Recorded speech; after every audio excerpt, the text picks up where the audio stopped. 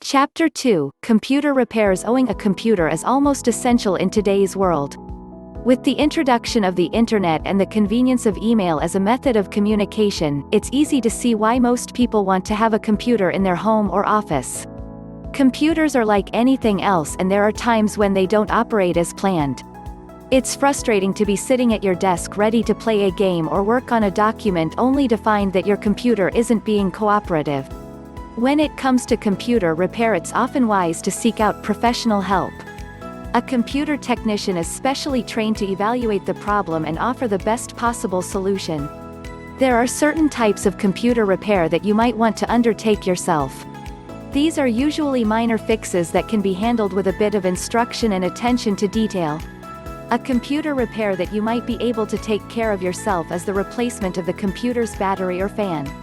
Every desktop computer has a fan inside of it.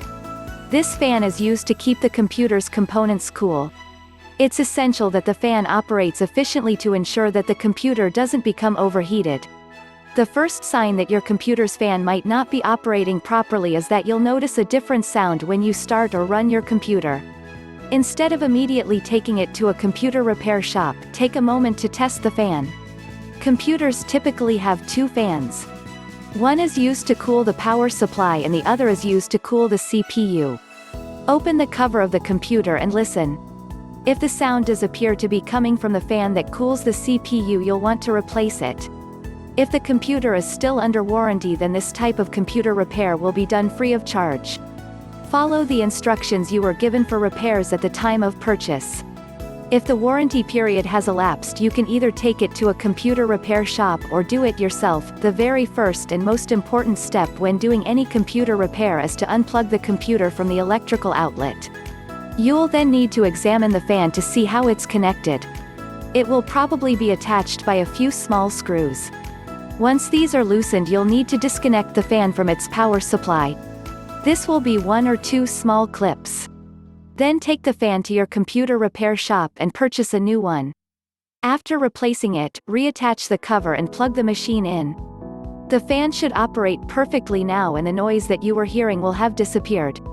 Sometimes a computer will make noises because a piece of hardware isn't attached properly. One of the likely culprits is the CD-ROM or DVD drive. Again, for this type of computer repair, you'll want to carefully remove the cover and listen for the source of the noise. After tightening the screws that hold the hardware in place and reattaching the cover, plug the machine in and listen if the offending noise is gone.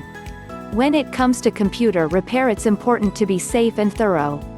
Computers are an expensive investment, and keeping them running efficiently is crucial.